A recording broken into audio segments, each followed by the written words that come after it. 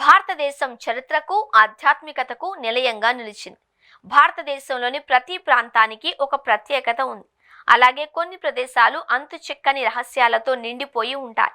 అలాంటి వాటి గురించి విన్నప్పుడు, చూసినప్పుడు మనసులో కలవరం కలుగుతుంది.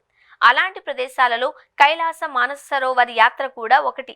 ఈ యాత్ర మొదలుపెట్టినప్పటి నుంచి చివరి వరకు అనేక రహస్య ప్రదేశాలను, అద్భుతమైన దృశ్యాలను చూస్తూ ఉంటాం.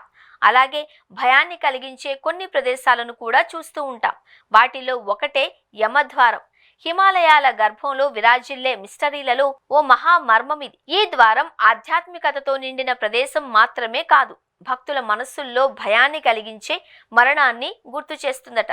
కైలాస పర్వతం చుట్టూ ప్రదక్షిణ చేయడం అంటే హిందూ ధర్మంలో, బౌద్ధంలో, జైనంలో ఒక పవిత్ర యాత్ర.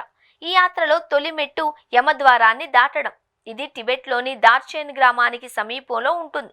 టిబెటన్ భాషలో దీన్ని టార్బోచే అని పిలుస్తారు. కానీ భారతీయులు మతపరమైన విశ్వాసాలలో దీన్ని యముడి ద్వారం అని చెబుతూ ఉంటారు. స్థానికుల కథనాల ప్రకారం ఈ ద్వారం దగ్గర రాత్రి గడిపేవారు ప్రాణాలను కోల్పోతారట.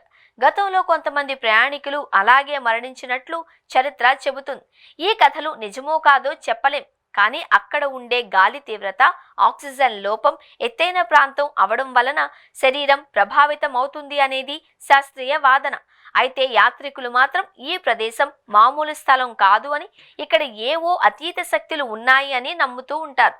అందుకే ఈ ద్వారాన్ని దాటి వెళ్లేవారు తల వెనక్కి తిప్పకుండా నేరుగా ముందుకు సాగాలి అంటారు. పురాణ విశ్వాసాల ప్రకారం యాత్రికులు యమద్వారం దాటిన వెంటనే అతని పాపాలన్నీ పోతాయి అని చెబుతూ ఉంటారు.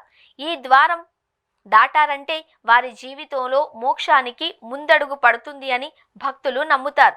అందుకే ఈ ద్వారాన్ని దాటేటప్పుడు వెనక్కి తిరిగి చూడకూడదు అని చెబుతూ ఉంటారు. కైలాస మానస సరోవర ప్రాంతమంతా మతపరమైన రహస్యాలతో నిండి ఉంది. మానస సరోవరం నిర్మలత, అష్టపద పర్వత శ్రేణుల గంభీరత, సప్త ఋషులు తపస్సు చేసిన గుహలు మనిషిని లోతైన ఆలోచనల వైపు నడిపిస్తాయి. ఎందరో యాత్రికులు ఈ ద్వారాన్ని దాటి కైలాస పర్వత ప్రదక్షిణ చేస్తూ ఉంటారు.